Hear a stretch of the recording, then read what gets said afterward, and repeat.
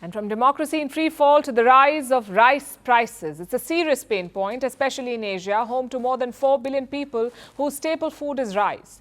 Asians consume more rice than anyone in the world. 90% of the world's rice is produced and consumed here. 90%. But these days, rice is burning a hole in pockets. There's a shortage in the market, and that is driving up prices dramatically. Take the case of the Philippines. Last month, rice inflation in the Philippines crossed 22%, the highest level since March 2009. What is the country's overall inflation rate? 2.8% last month. 2.8% inflation, but rice prices are growing at over 22%, which is 8 times faster. And it's not just the Philippines. Many other countries are reeling. Rice inflation is hitting them hard. In Nepal, for instance, rice prices have shot up by 7%. In Vietnam, prices are rising by almost 10% on a monthly basis and by almost 20% on a yearly basis. Malaysia has been forced to cap rice prices. This is after imported rice became way too expensive. Prices shot up in October last year by a whopping 36%. The trend is quite clear. The question is why? Why are rice prices on fire? Some experts are blaming India for this. Until last year, India was the world's leading exporter. 40% of the world's rice supply came from India. But then prices began rising at home. There were supply disruptions. India wanted to control inflation like everyone else. It wanted to ensure a surplus stock at home. So India imposed export restrictions. Some types of rice were banned from export. And the result was this. Some 9 million metric tons of rice disappeared from the global market.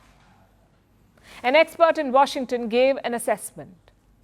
India's export curbs have created, quote unquote, a big hole to fill. And this argument has some merit. Yes, India is supplying less rice to global markets, but that is not the only reason behind the shortage. Rice production is shrinking worldwide, and the reason for that is climate change. Extreme weather events like floods and droughts are hampering and hurting harvest. So overall, there is less rice to go around. Farmers are unable to keep up with the rising demand and the falling supply, and the impact of extreme weather is being felt across Asia. Indonesia is predicting a lower harvest. In Vietnam, rice farmers have received instructions. They've been asked to plant their crop earlier than scheduled so that they have adequate water supply. In the Philippines, farmers are getting aid to cope with extreme weather. Last year, El Niño led to droughts and dry spells in the country. El Niño is a weather phenomenon. It causes higher temperatures. Similarly, India is calibrating its response. It has no immediate plans to lift the rice export ban, but it has made exceptions for some countries. India is sending rice to some partners, including immediate neighbors like Nepal, Bhutan, Sri Lanka, and the Maldives. Also some ASEAN nations like Indonesia and Vietnam. Reports say in the first 8 months of 2023, India sold rice worth over $500 million to South Asian countries. ASEAN nations received some $340 million worth of Indian rice, so there is no sweeping ban. New Delhi is being careful with its supplies. Having said that, this episode makes one thing quite clear.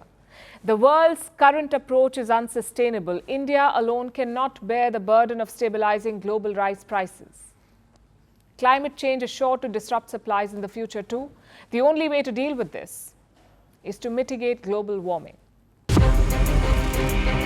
From impeachments to inaugurations, if it's a political story, we are on the scene. The race for the White House is heating up. We're beating Biden. How dare he say that? If it's breaking news, we're live with the latest coverage. From the White House, the State Department, and Capitol Hill, we know the issues, but above all, we know the players to bring you the latest in-depth analysis on all the key stories that we're covering. I'm Eric Ham. Join me from Washington here on Firstpost America.